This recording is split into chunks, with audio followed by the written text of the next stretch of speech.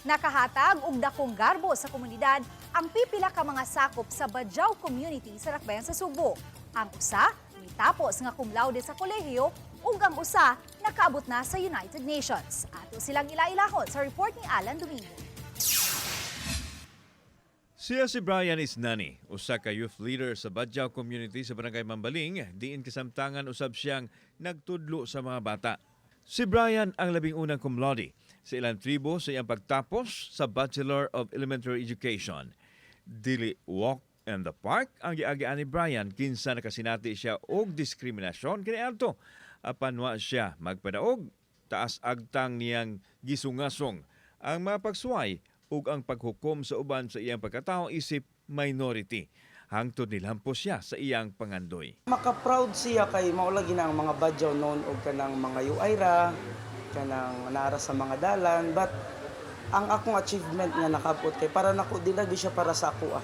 But ang katong nga Latin honors is usapod to ka kanang reward nga para sa komunidad pud nako.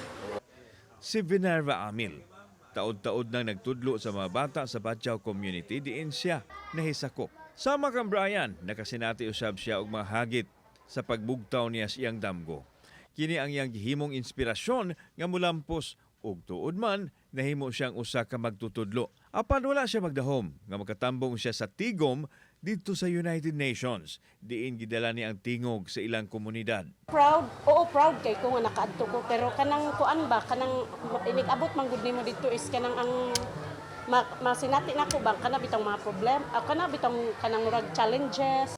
Si Brian og Vinerva pipila lang sa mga tao nga naghatag og inspirasyon nga makabot gyud di ay ang pangandoy kun ubanan kinis paningkamot ug kakugi.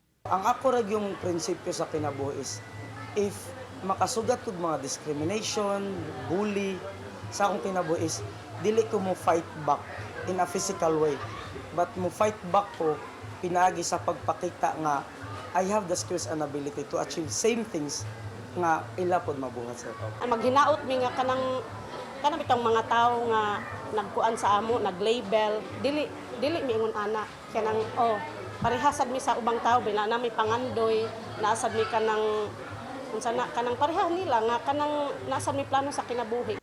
Kauban si Marlon Melgaso, ako si Alan Domingo. Balitag Bisdak.